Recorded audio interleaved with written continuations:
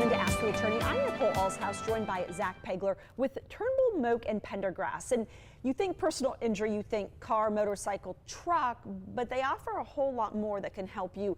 Welcome, Zach. Thank you, Nicole. Thanks for having me again. Of course. Tell me a little bit about the different types of personal injury. Yes, we do, like you mentioned, car wrecks or what we call motor vehicle accidents. Yeah. And within that, there's a whole subset of the law that involves tractor-trailer cases or 18-wheeler cases. Okay.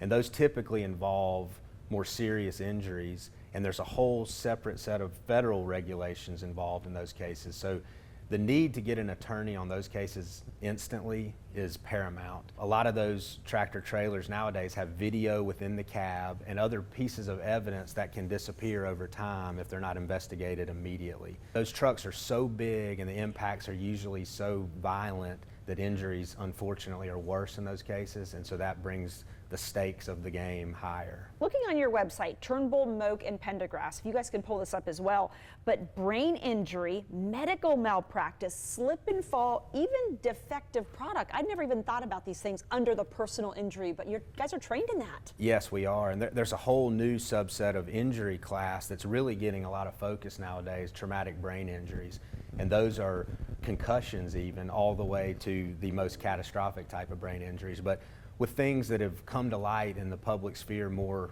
nowadays, like in the NFL, concussions, we're so much more aware of things in the past that we thought might not be that serious that have long-lasting effects. And medical malpractice is an area that we do. They're very difficult cases to prove. I mean, doctors are good by and large, and they do really good work, but sometimes there are problems, and we investigate and prosecute those cases where necessary. So the bottom line, if you've got any questions about what he just talked about, go to the website Turnbull, Moak, and Pendergrass.